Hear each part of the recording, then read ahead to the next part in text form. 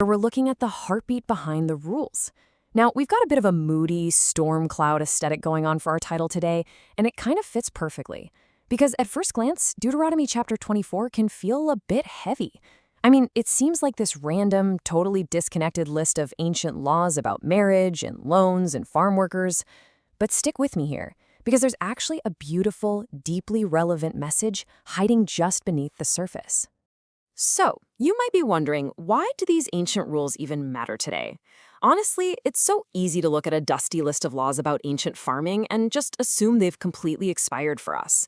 But we're going to see that these rules aren't just dry legal codes. They're actually a window straight into the character of the lawgiver, and they reveal something super profound for our modern lives. Okay, let's dive into section 1, the heartbeat behind the rules, discovering faith in the ordinary.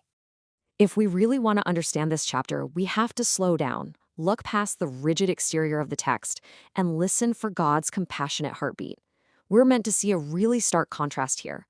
On the left side, you have this grand formal worship happening in the tabernacle. On the right, worship in everyday life. God was trying to teach his people that true faith isn't just about those huge sacred holidays or religious sacrifices. True faith is proven in the ordinary moments. Think about it.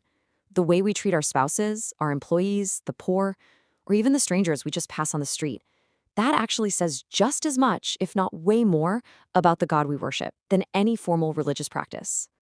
Moving right along to section 2, faith in ordinary moments, marriage, workers, and loans.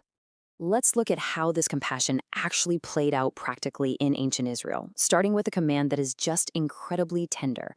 Deuteronomy 24:5 says, "He shall be free at home 1 year and bring happiness to his wife whom he has taken."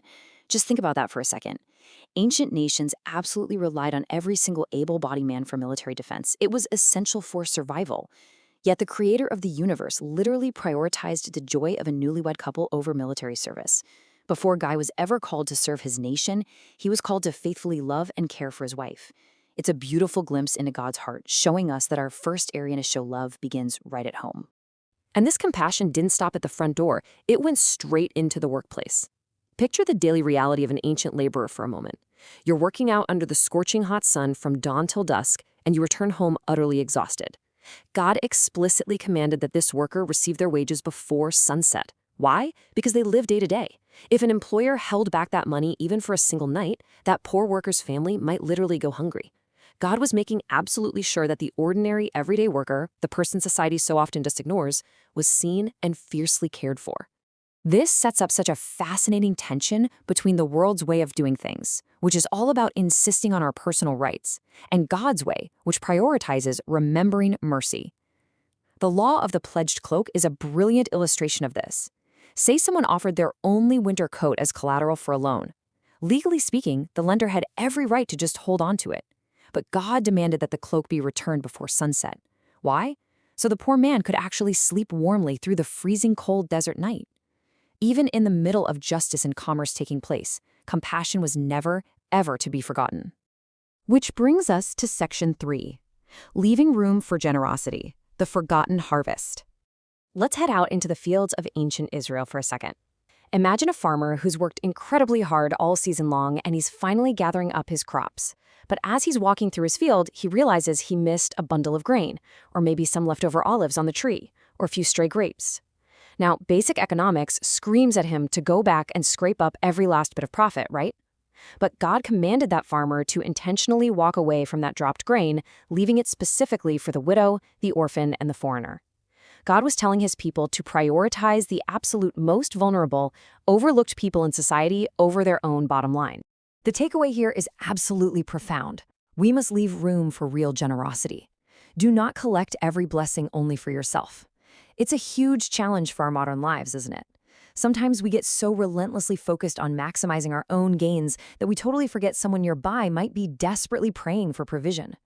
Remember, we are blessed by God not just so we can sit back and soak up his goodness, but so that we might become the literal answer to someone else's prayer.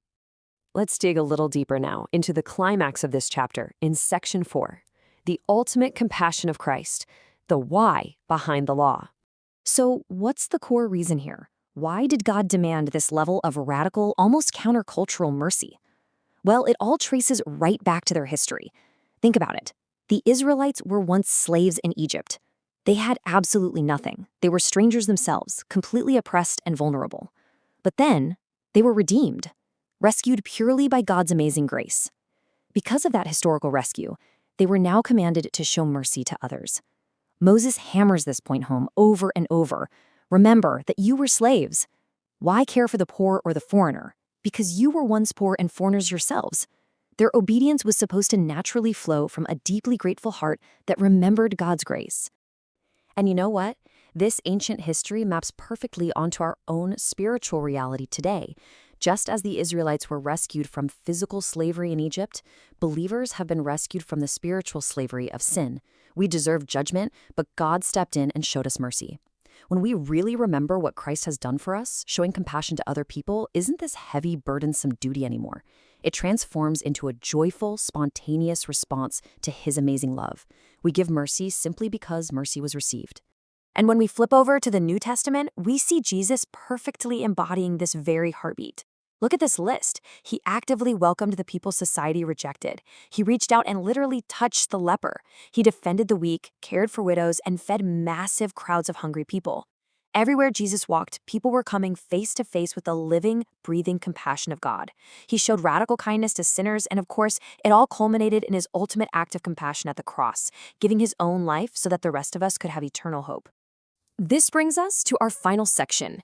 And as we shift into this bright, hopeful sunrise aesthetic, we're bringing the ancient text right into your modern life. Section 5, Your Everyday Call to Love, Reflecting Christ in the Ordinary. Let's be real for a second. Most of us are never going to stand before massive crowds or become globally famous, right? But we don't need to be. God's compassion is meant to be lived out right where we are, on a random Tuesday morning or a Thursday afternoon. We have everyday opportunities to reflect Christ. It looks like offering a gentle word to someone who's just exhausted. It's choosing patience with that one frustrating family member. It's maintaining strict honesty at work, showing kindness to the struggling, pouring out generosity to those in need, and choosing forgiveness over holding on to toxic bitterness. These might seem like tiny, insignificant acts to the world, but in God's hands, they become these beautiful, radiant testimonies of love. As our source text so beautifully puts it, God's compassion must flow through our hands into every ordinary moment. It's not supposed to just stay locked away inside our hearts. It has to flow through our words, through our homes, our offices, our schools. The text wraps up with this really beautiful prayer, asking our Heavenly Father to help us never, ever forget His grace.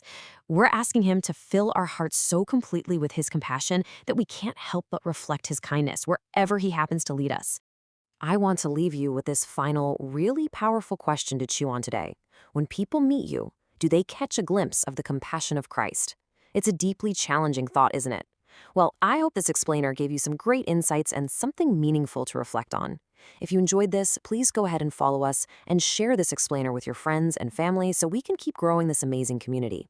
Thanks so much for joining me today.